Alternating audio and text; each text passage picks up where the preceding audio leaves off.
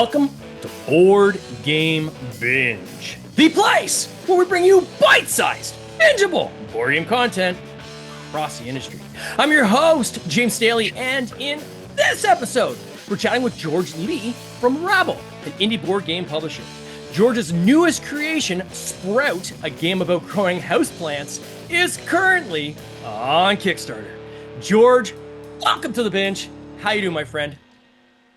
I'm doing fantastic. I'm so happy to be here and talk about, Rabble, Sprout, everything and anything. So, It is awesome having you on here. I just said this before we went live on air that anytime I can come across someone I haven't yet met in the industry, I'm excited because I want to meet everyone. I want to get everybody on this podcast, and so it's cool that we can bring you on and share your story. George, you've got a very cool background here. Where are you working out of right now, or what's this background? Can you talk a little bit about it? yeah, absolutely. So basically, I'm working out of Gumbo. I work in New York City. It's based in Brooklyn, and Oh, this is nice. actually a games co-working space slash collective. So it's a nonprofit kind of co-working slash games collective. Everybody in the space usually has their own companies. They all work in games in some capacity.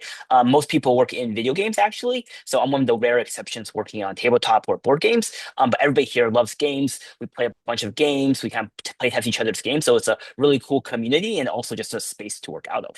Oh my God, that sounds like probably the most fun office on the planet. Like you're surrounded by gamers. Like what could be any better than that? Yeah, no, I think that's the thing. And I think I always like to think about, even though some people are making like video games where I'm working on board games, like the overlap is still games, right? So Yeah. that's kind of where we're all passionate about. Yeah, game design's game design, right? It's just the medium for it. And whether something's tactile, right, in an analog standpoint, like what you have here, or someone doing a video game, I'm sure there's a lot of things that you can kind of pick up on in terms of cross-pollinating with other people's ideas and collaboration. Yeah. Have you been able to get like advice, or is there anything you were able to pull in from things you saw on the video game side that you're able to incorporate in some of your game design?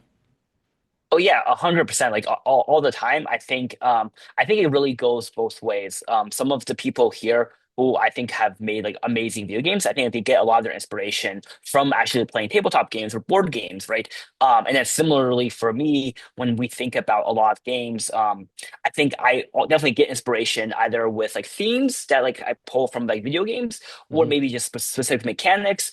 So like one thing, like this was kind of like a prior game release, but it was kind of as a solo game where you kind of like tied to mental health. And as part Mhm. of the game, you like unlock little like envelopes and you get like new cards to add it to your deck, right? So that was like very much directly influenced by like deck builders or any sort of game, like video game where you kind of like unlock things as you go. So I definitely get all sorts of inspiration all the time when I'm playing my friends' games or when we're just talking about video games in general. Oh, that's so cool. How did you get started? Like, talk to me a little bit about Rabble. So, is it there's you and do you have partners as part of Rabble as well? Yeah, so basically, I would say that we had kind of two by three main founders. I'm one of the main founders. I focus on kind of the business side, running the company day to day, Mm. and then also doing a lot of the game design. I have another co-founder, Jake, and I'll talk about how we kind of met in a second. But he is basically does a lot of the artwork and like graphic design. And then Pallavi, who's also my like personal like my wife and my personal partner. She Mhm. helps out with miscellaneous things here and there.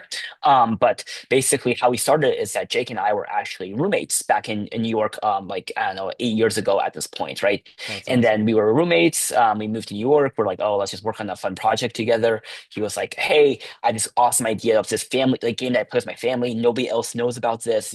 Let's make it turn into a real game, right? I played it. I was like, oh, it's a lot of fun. We should like let's do that, right? So we started working on that, and that was our first game, Rabble.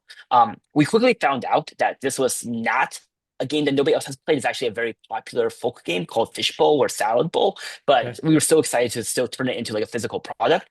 We had a Yeah. ton of fun with basically doing that process and like making Rabble a physical thing. So we started releasing more games, and then it just kind of naturally grew from there. And at a certain point, I was like feeling a little burnt out. I was my kind of normal day job. And I was like, why not take a chance, work on Rabble full time? And so that's what I've been doing basically for the last, I guess, 3.5 years now. Oh, what were you doing? Like, what was it before that? Yeah, so before that, I was working, kind of doing like marketing and strategy at a really big beer company. So it was also, a good company. I like a lot of people I work with, so it wasn't necessarily that I was really unhappy or anything like that. I think it was just a case of wanting to do something different. And then games just felt like, oh, this is something that like kind of has organically has blossomed. And I like being, I think of myself as pretty entrepreneurial. So it felt Mm. like a chance to be entrepreneurial. So I think kind of stars just aligned and made it happen.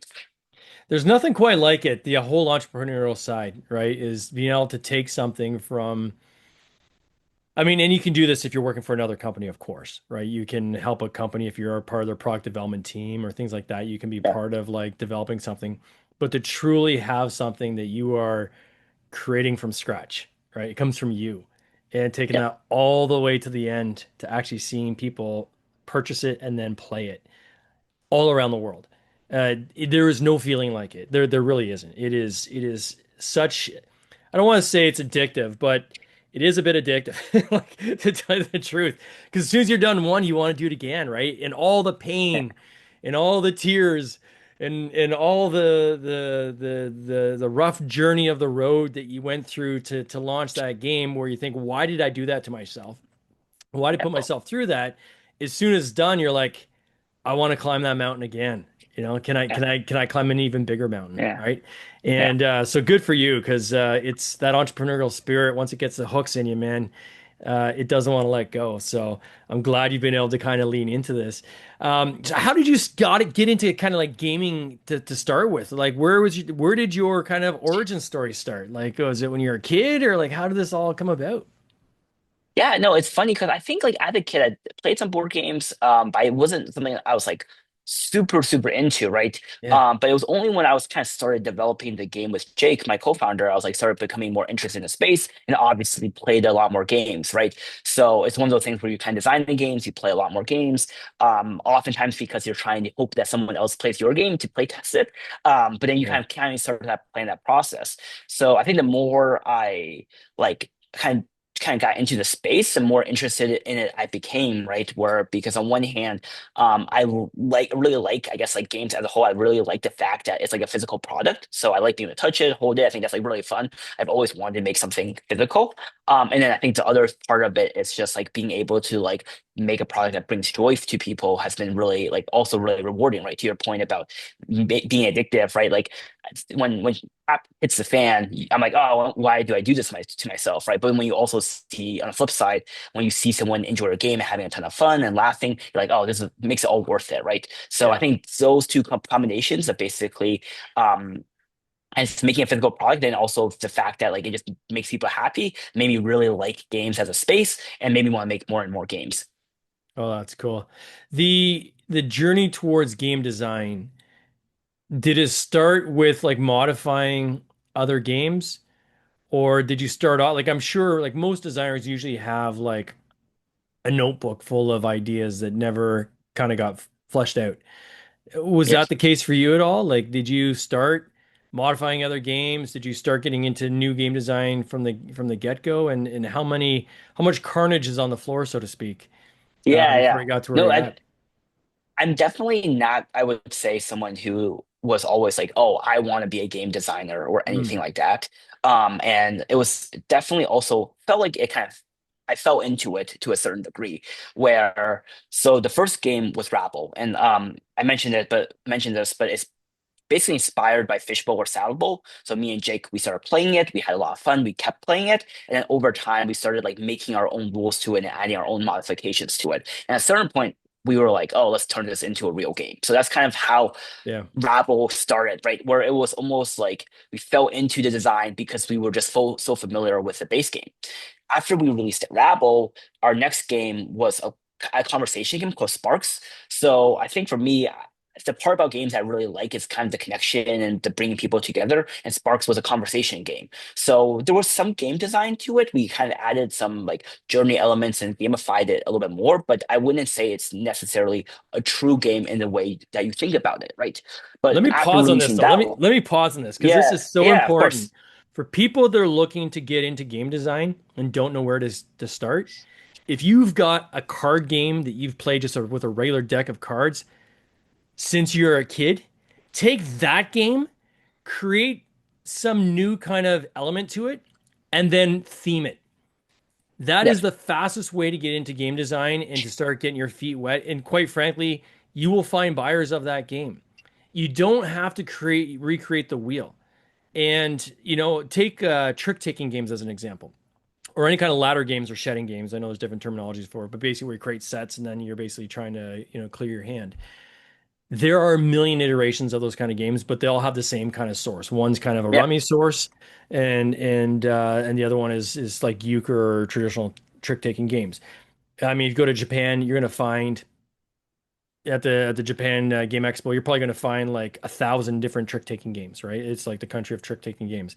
So you can take something that exists, make a little change, apply a new theme to it. So give it some kind of a Yep. story, something maybe somebody else isn't using, and roll the dice and take a shot at launching that. And so Yep. when I hear you guys, and that's why I want to pause. When I hear you do that, I'm like, bravo, that is the right way to do it. Start with something that you've had fun playing with, repackage it, get it out there. That's going to get your beak wet, so to speak, in terms of kind of Yep. figuring out this whole publishing side and how that works at low risk, Yep. and then kind of build from there. So sorry to jump in. I just wanted to kind of No, mark no, that for the I, listeners before before we I continue on. I totally agree, and I guess I would say on that topic, I think Yeah. I couldn't agree more. And I do think that if you, in a weird way, right? Like I think a lot of the really successful games, they're not necessarily like going from like here to like all the way here in terms of I guess innovation or inventiveness, right? A lot of the times, like if you want to make a game that people are really into, it's kind of like almost finding taking the right elements from that almost work and putting it together in a novel way, right? Like I Yeah. think that can often be a very successful source. But yeah, I think to my point, I think for us it was like initially it was very much like Rabble was like put a small twist on the existing game that we Yep. just happened to play a lot. Sparks was kind of like that kind of like a also similar where we knew conversation games were something that we really liked. We added a small twist for that. And then we kind of grew from there where we're like, oh, like we liked the idea of making games that kind of brought people together. So we started doing that more and more with some of our other games. Yeah. Like sync. And at a certain point, right, I think where we really kind of hit a kind of like a turning point was around like Love Struck, which is probably our first more, I guess, first board game, more like component heavy game, more Mhm. challenging of a game design, right? I think that was kind of like, oh wow, this is truly like we were still like taking inspiration from like social deduction, but it was definitely a little bit more of like, oh, definitely felt like, oh, I am like the game designer behind this game. It's definitely something that's not been done before. I'm trying to find inspiration in different parts, but ultimately this is completely novel, right? And that was also a really challenging experience and kind of pushed me to be uh, to limits in terms of game design. So that was kind of like the journey from like basically starting off like really easy and then taking like bigger and bigger steps Mhm. along the game design path. Did you launch that one on Kickstarter? Yeah, so we actually launched on Kickstarter. I guess that was like 2 years ago. We did like I think Rabble initially we also launched on Kickstarter, but each point it was kind of like a different scale for each one. Where I think Rabble was really like throw up there. Let's see what happens. Get our friends and family to back it. I think Love Struck we put a little bit more effort behind it, but it was also just like getting familiar with the platform um, for a get go. And then Sprout was I would say our first like, hey, we are going to design this with the Kickstarter audience and the Kickstarter platform in mind. And so that was a Mhm. different experience as well. How did Love Struck do? I think Love Struck also funded, so like not definitely not nearly as well as Sprout or anything like that. But I think the big benefit for Love Struck is that when we during the process of Love Struck, we actually were able to meet some pretty well known like content creators and YouTubers, and so the Smosh team, which is like a pretty popular YouTube group, actually played it, which is a really cool experience seeing your game played on like YouTube and lots of people talking about it. Yeah. And then also simultaneously later on, we actually had a couple of videos do pretty well around Love Struck, which also helped it as well. So I think the Kickstarter funded it did pretty good. But then afterwards, it actually did really well as well. Oh wow. That's crazy. And then now you jump forward to Sprout, and I don't want to skim over this because it's important. You're 12 days Yeah, in. You got 12 days to go. 2,049 backers. I'm reading off here $255,882. That's in Canadian dollars. That's the only way I can see it. But yeah, still, that's a huge number, yeah, right? And for halfway through your campaign, well done. I mean, it seems to me thank like you guys have taken your learnings and then added more learnings. And now this is a culmination of what's kind of come before. And I'm sure other learnings you've added along the way. For those that don't know what Sprout is or haven't maybe seen this on Kickstarter, can you explain, kind of using descriptive language, what the general idea of Sprout is and how you play it? Yeah, no, absolutely. So I think the from a thematic standpoint, the Sprout, we like to say it's a game about keeping houseplants alive. So what that basically means is that if you have houseplants, you know that like on one hand, it's so satisfying to grow them and sprout them and watch them blossom. On the other hand, it can be kind of stressful because if you give them too many nutrients, like too much water, too much sunlight, too much fertilizer, you can accidentally kill them. Hmm. So I think when we talk to people about it at like conventions, people are either like, "Oh my God, I kill all my houseplants. I need this game to help practice," or they're like, "Oh, I'm so good at growing houseplants. This game is for me," right? But we get kind of reaction from people. So that's kind of the idea of the game is like, oh, trying to grow the best plant collection without killing your plants. The kind of from a more game mechanics standpoint, it's kind of like a push your luck tableau builder. So Mm. the idea is you're kind of like collecting nutrients into your pot, and by revealing cards, a little bit like blackjack. But if you reveal too many of the same nutrient, so too much sunlight cards, too many water cards, or too many plant food cards, you bust, and then you have to wilt some of your plants. But then later on, you use the nutrients that you collected to basically actually sprout your plants, and each plant has different abilities. So they start to have some cool synergies where one plant that sprouts can help you grow or sprout future plants. And at the end of the game, whoever has the best plant collection by points wins. Oh, it's amazing.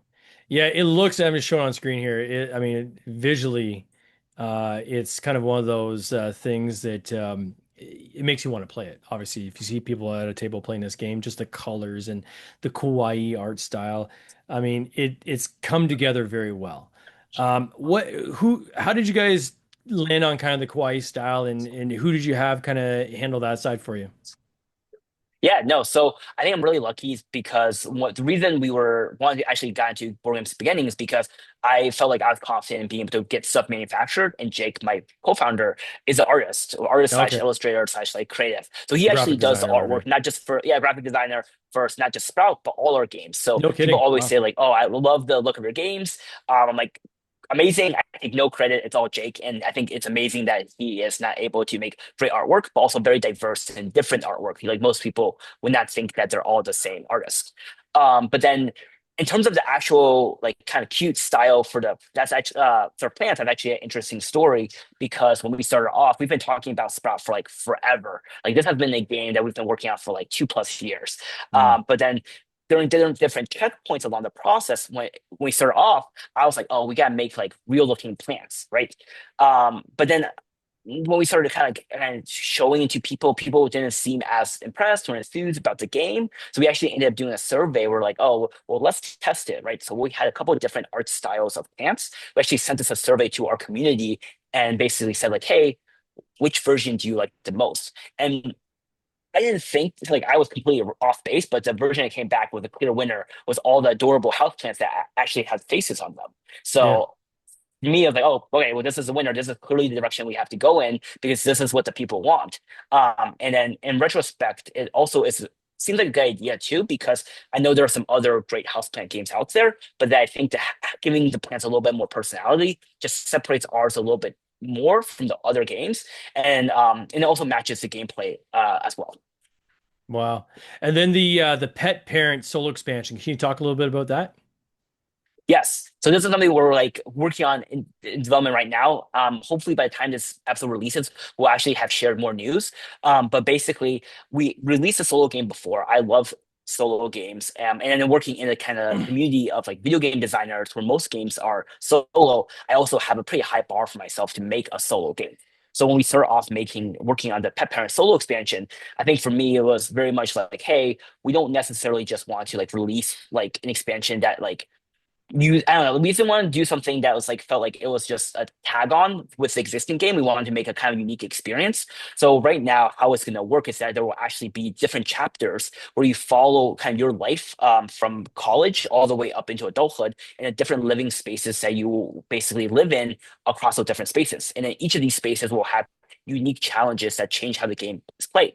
And in addition to this, because you don't have roommates when you're playing by yourself, you actually have pet parents. So what that means is you'll actually have like like little pets with special abilities that help you. They can activate them if you give them treats. So part of the gameplay is deciding whether you want to feed your plant and try to sprout more plants, or whether you want to actually give some of your nutrients to your pets and hopefully help you sprout future plants. So Mm. that's kind of like how the direction we're going towards right now for this solo expansion. I'm very excited for it. Oh yeah, for sure. I mean, it's one of those things where it's tough to get the game and not want to grab the solo expansion just Yeah. because it all fits in together so nicely. And I think I saw like a mat in there too, right? Like, is there a neoprene mat I saw? No, I think what we're gonna do for the pet parents expansion, and this is kind of evolving, is we'll have like a pet board. But then we start off with actually only having like maybe 3 or 4 pets, but we're kind of quickly we had too much fun with it, so now we have 12 pets. So what Yeah. we'll actually do is that you'll have like 12 different pets that you can arrange on the pet board, and then each kind of chapter you decide which pets you want. Where there's some chapters might tell you you have to use XYZ pets. So some chapters you might like have a turtle, like a Labrador, like a golden retriever or something like that, and then other chapters you'll decide which pets you want to choose to help you grow your plants for that chapter. What's your process for balancing? Like when you've got like, because I think it mentions like 100 different cards that you have in this game, Mhm. right? How do you go about balancing that? Do you have a process you go through to balance, or what's your approach? Yeah, so I think it's actually interesting as I talk about this because I recently saw a really interesting kind of game developer conference like talk about this. But initially, how we start off in the very beginning is we kind of just like took a stab at what we thought the game like how it works, and we kind of like put a stab out there, right? And then as we started playing it, we tried to figure out for each of the plants what like a basic plant would look like, right? What's like a baseline. And then from there, we were able to basically kind of create like a spreadsheet, there's a lot of math involved with like, okay, well, this is a basic plant. If we bump up this, like if we make it harder to sprout here, how many more points is that worth if we, from like a victory point standpoint, or how much is this effect worth, right? Hmm. And a lot of the effects where some of these things don't emerge until you play it, right? But then you start to have an idea of like, oh, the relative value, relative like um, power level of certain effects, plants, abilities, and things like that. So that's kind of got us our initial, let's say, like 30 to 50 sets. From there, and this was a really interesting talk I saw, which kind of influenced how I thought about it and going forward, is that like once you get like that takes you so far, kind of math equations standpoint, but at a certain point, you have once you have such a large like pool, it becomes a lot harder. So Yeah. then rather than necessarily trying to like just do the equation, it's more about like, hey, how does each new plant that you want to add compare to the existing plants? And is it like it's like better than this plant but worse than this plant? So like where does it fall on like a scale? So it's like less about like absolute power level and more about like relative power level to the existing plants. Mm. No, it's crazy. When I look at like a jump in funding, like I've seen from your games to where we're at right now, is there anything you can put your finger on has been the kind of the single most important thing that you've done that's really helped you kind of get to that next level? Yeah. I think the number one thing for us is basically, I think, and I think this is in general, is that I think it comes down to like knowing, I guess it's just finding the right fit between like who your audience is and what they're kind of looking for. I think it's fundamentally the biggest thing. For us, we definitely like to test a lot of different concepts and like see what people are resonating towards. So I think Sprout specifically, we knew like, and we kind of saw that a little bit with the surveys where like I think for some of our other games, right, like we've launched on Kickstarter, but they weren't necessarily a right fit for the Kickstarter audience, right? Mm. In my mind, I think the Kickstarter audience like has like specific tastes. They like more heavier board games, more components. They like board games rather than like maybe pure card games. And definitely not saying this is like there are always exceptions to the rules. Not saying this is always true, right? But in general, that's just like what we've seen. So when we were like thinking about like other games we released and why we didn't bring to the Kickstarter, we were always like, oh, this doesn't feel like a right fit. I think Sprout, when we were designing it, like, oh, well, it's about plants. That feels like that resonates with like people on Kickstarter. It has a board. It has like components rather than just card base. This feels like it could be a really good fit. So I think knowing that and then like leaning into the audience and like thinking about like what the audience wants, I think that's like the biggest thing. And we did a lot of like we were working on Sprout, we showed it to a lot of different like, conventions and things like that to on one hand build an audience, but then also to just like get people's reactions about the game, Mm. and see what parts people liked and didn't like, and what was going to take them to like, oh, I'm on the fence about this game, to like, oh no, I really want to get this game, right? And some of that was the gameplay, some of that was components, some of that was the art style. But I think just basically constantly be in touch with like your audience is like the biggest thing I would say. And how do you do that? Is this through Discord? Do you have, is it mainly for through conventions, or are you doing online e-blast lists, or like how are you reaching out to your team Yeah. or to your audience? I think no, I think that's like I think it's probably everything and anything. I think for Mm. us, we kind of treat it as a data point. I think a big reason I love convention going to convention is purely because there's not really another opportunity to like get your game in front of so many people so quickly. And then people are honest, right? Like people be very honest about like whether they like your like what you're kind of showing up with or not. And then more telling is like what people actually do, right? If people are like, "Oh, this looks like a great game," but they're not interested enough to like leave you their email address or like asking about when they can buy it, that like means that they might just be being polite. So I think that's also super valuable. It's like not just reading what people are saying, but what people Mhm. are actually doing. And then we do something similar. We send out surveys. We have like a Facebook group that we're kind of like we ask. We also like do a lot of playtesting here in New York. So I'll bring it to like local events and get people's reception that way. So I think all of it is like on one hand, you can think of it as I think of it as playtesting. On the other hand, it's also just like kind of like refining the overall game proposition to people Mm. to see what people seem to be jiving with. Did you ever do any kind of A/B testing like through Meta or anything like that? We do a little bit like we run like ads and stuff like that. We've done a little bit of like A/B testing as well. Yeah. I think definitely pros and cons. When we send out the graphics of the box potential direct design directions, that was I would say a true A/B test where we had like versions with like faces on them and with versions without faces. But we don't like use it like that much just because I like to also kind of hear the quality feedback from people and like get people's reactions. Mm. But I can definitely see a value in it too. Got it. No, it's super cool. Like it's clear you guys have kind of data is a big element of how you make your decisions, right? And I a lot of people I talk to don't necessarily do that, right? They'll go by gut or but it seems like you're really trying to kind of test and find out kind of what does the audience want, and you're using that to guide kind of the design process, which I think is pretty smart. Yeah, Where do you guys go I from? think for us, Sorry, go ahead. yeah, No, think no, for you what?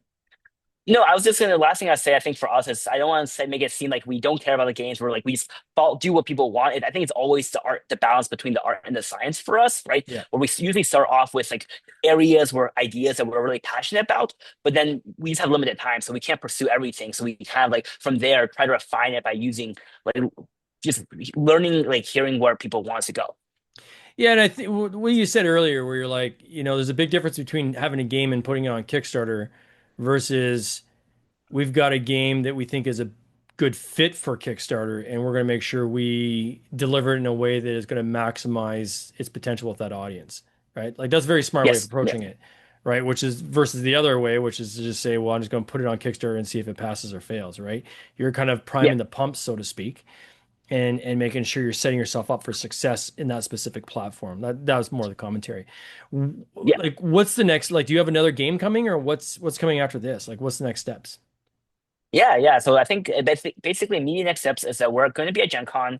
If you're there, anybody who's there would love for you to stop by our booth. And then speaking of like using like, kind of data, we'll basically have a couple of different ideas for, ideas we're kind of kicking around for potential games that we would love Mm. people's feedback on, just like rough concepts. So just like get people's reactions, right? So I think that's like the immediate next step. And then honestly, a longer term next step, we are definitely starting to explore like, hey, Sprout was great, but if we want to do, like I think our strong suit is basically bring games to life. So if there is a world where we can potentially work with other game designers to help bring their games to life, I think that's something we're actually actively starting to actively explore Yeah. as another next step as well. So It's yeah, very interesting that this is the trajectory I see with a lot of companies. They start off with a game they've created, then they do a couple more games they created. They get really good at the publishing side, and they say, wait a second, the one thing that's the biggest time sponge is the designing the game. Why don't I just take of the millions of games that are out there that people are looking to get published, why don't I just start opening it up and see if there's a fit with our brand with another game design and just do what we do really well. So Very smart as well. I can see why you guys are successful and why you're going to continue to be successful. For those who want to check this out, I am going to put a link in the show notes. Sprout, it's very easy to find, even if you type it in terms of Kickstarter. It's on your For You page. I'm sure it was on mine because it's got projects we love status. So those usually get served up first on the landing page. But Sprout, check it out. It's definitely a visual feast for the eyes at the very least. And I hope everyone gives it a good look. And if it's a fit for them, then this is the game that they throw back your way. George, I want to wish you all the best, my friend, on this campaign. Yeah, thank you so much for having me, James. It's a pleasure to be here. Sounds good, buddy. You take care. Cheers. This has been an episode of the Board Game Binge podcast, hosted by James Staley, produced by James Staley and Mike Bruner, with original music by Nick Smith. If you would like to watch these interviews live, simply subscribe to our YouTube channel, Board Game Binge, and you'll get access to live interviews, giveaways, and interesting board game content from across the industry. I can't wait for you to join us. See you next time.